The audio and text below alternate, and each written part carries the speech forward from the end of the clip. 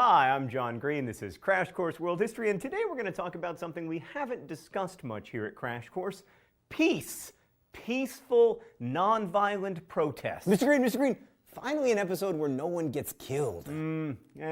Some people are going to get killed, me, from the past. Sadly, peaceful, non-violent protest is often just peaceful on the one side. So we've talked a lot about war this year on Crash Course, how it shaped civilizations and nation states, and it's easy to assume that humans are kind of naturally violent and prone to fighting. And in recent human history, especially during the 20th century, we got scarily good at waging war, right? There were, of course, the two world wars, but there were also many other very destructive, smaller wars, and we can't forget that there were also genocides. But one of the most remarkable and often unnoticed aspects of the 20th century is the incredible number of peace, nonviolence, and anti-war movements. Like, we know about Gandhi, but what makes the 20th century unique in history is that Gandhi wasn't unique. There was actually a surprisingly large number of peace and nonviolence movements that were occurring all around the world. So in this episode, we're going to talk a little bit about the nonviolent heavy hitters like Martin Luther King and Gandhi. I guess I should say the heavy non-hitters, because, you know, they were nonviolent. But they were by no means the only ones.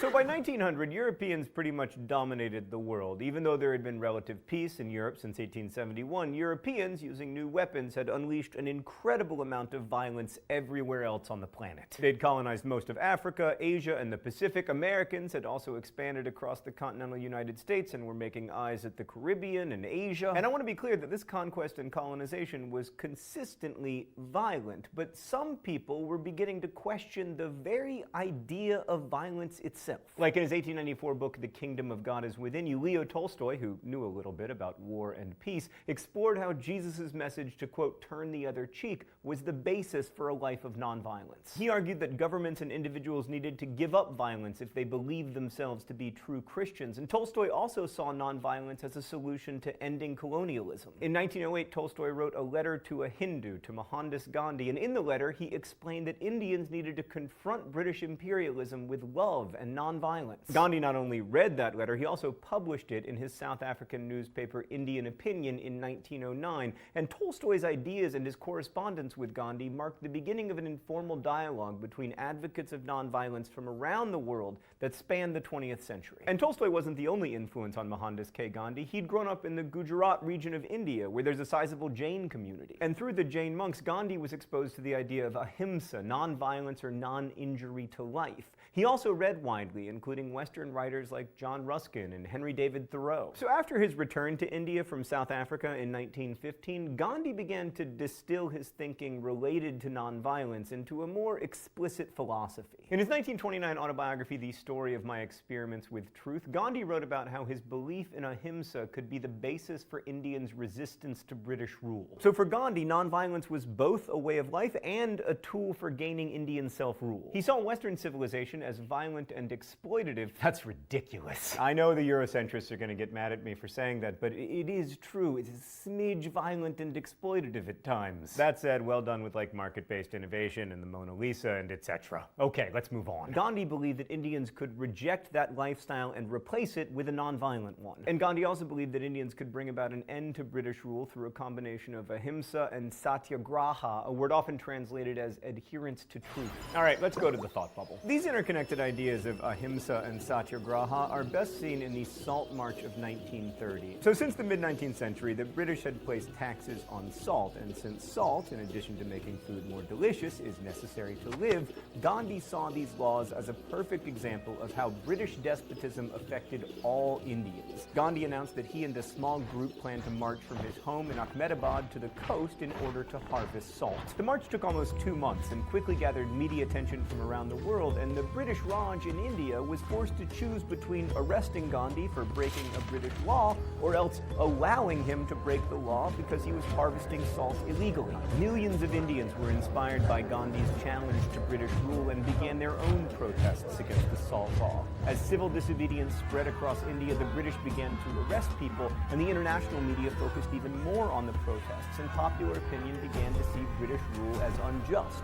By refusing to meet violent British rule with violence of his own, own and highlighting the injustice of British rule, Gandhi was able to use nonviolence as an effective tool in undermining the colonial regime. Thanks, Thought Bubble. So, as previously noted, Gandhi's use of nonviolence is very well known, but it wasn't unique. Throughout the early 20th century, nationalist movements in colonies throughout Africa and Asia also adopted nonviolence. Like, one of the first nationalist leaders to advocate for nonviolent resistance to imperialism was Phan Chu Trinh. Just as the Vietnamese independence movement was developing in the first decade of the 1900s, Phan began to question the violent methods advocated by other nationalists. Like, he spoke out against the violent uprisings that were occurring in many parts of Vietnam. He also resisted requesting help from Japan in the Vietnamese independence struggle because of Japan's militarism. In 1919, Egyptians protested against British rule by going on strike and boycotting British goods and organizing demonstrations across the country. Those protests went on for months, and eventually, in 1922, the British granted independence to Egypt, although some key areas, including the Suez Canal, did remain under British control. And even as nonviolence became a tactic associated with anti-imperial movements in Africa and Asia, it was also becoming entrenched in the peace movement that developed in response to World War I. When war broke out in the fall of 1914, there were lots of protests. In the United States, which had yet to enter the war, a number of young activists met to discuss how to stop it and how to prevent the United States from entering it. This group included A.J. Muste and Kirby Page and Dorothy Day, all of whom would go on to become important figures in the peace movement in the United States. They also helped found the Fellowship of Reconciliation, or FOR, which advocated on behalf of conscientious objectors and encouraged nonviolent alternatives to conflict. And then, after the war ended, many of these American peace activists began to expand their horizons, and they saw connections between nonviolence in anti-war movements and nonviolence in the anti-imperial struggle. There was, for instance, Richard Gregg, a young activist who'd been involved in the anti-war movement in the United States, who traveled to India in 1925. He spent 4 years in India studying with Gandhi, including 7 months living at Gandhi's ashram in Gujarat. And then when he returned to the US, Gregg wrote the very influential book, The Power of Nonviolence, in which he described how nonviolence would remake the world. I mentioned this to get across the idea that this was truly an international movement that involved cultural exchange that went both west to east and east to west. And this idea of nonviolent resistance was also very compelling to artists. During the Spanish Civil War, the nationalist forces of General Franco heavily bombed the Basque village of Guernica, and after reading about the destruction of the village, the Spanish artist Pablo Picasso, who was working on a commissioned mural for the Spanish Republic, abandoned the mural and began painting Guernica to draw attention to the horrors that war inflicts upon innocent civilians. The painting became one of the most famous of the 20th century, and it remains a powerful anti-war symbol. There were even nonviolent protests against the Nazis. Like in 1943, the German Gestapo arrested about 1,800 Jewish men who were married to non-Jewish women, and as those men were being held in an office building, their wives gathered together on the street. Armed German Gestapo agents attempted to disperse them with threats of firing into the crowd,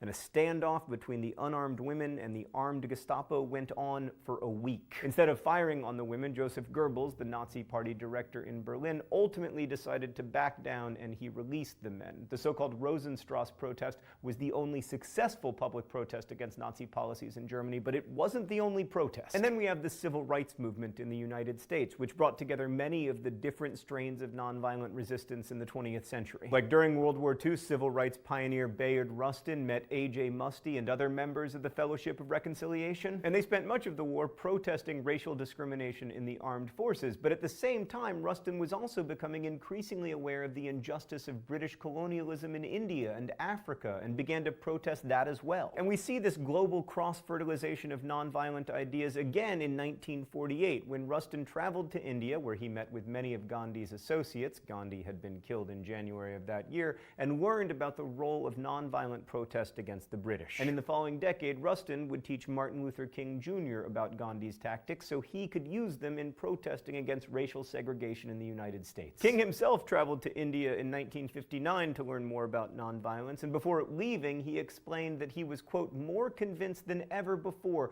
that the method of nonviolent resistance is the most potent weapon available to oppressed people in their struggle for justice and human dignity. And the principles of nonviolence would come to shape the strategies used for the remainder of the civil rights movement. Nonviolent resistance was also an important protest tactic during the Cold War. Alexander Dubček, the Czech Communist Party's first secretary, began a series of reforms to communist rule in Czechoslovakia in January 1968 that would become known as the Prague Spring. And the Soviet Union was like, no, we don't like democratic reforms or spring. So they sent sent in troops to destabilize Dubček's government, and in response to that invasion, civilians quickly took to the streets in support of Dubček and to resist the invasion. Most people resisted through a variety of nonviolent means, including deliberately giving wrong directions to Soviet tanks, forming human blockades across bridges, and distributing protest materials. Secret radio stations were set up to broadcast calls for nonviolent resistance across the country, and the protests continued on for the rest of 1968. In January of 1969, 2 Czech students burned themselves to death in a Prague square to protest the Soviet occupation, and as the tensions between protesters and the Soviets escalated, the Soviets began a violent crackdown. By the summer of 1969, they'd brought the demonstrations to an end. Historians took note of all of this stuff, like historian Gene Sharp published his multi-volume Politics of Nonviolent Action, which was reportedly read by a lot of the original protesters in the Arab Spring of 2011, which reminds us that nonviolent resistance movements advocating for, and in some cases achieving, political change are not just part of history, they're also part of the world in which we live today. Ideas about nonviolence that began with Leo Tolstoy at the beginning of the 20th century are still very much with us. And I think it's good to remind ourselves of 2 things. First, that Tolstoy's most famous book is called War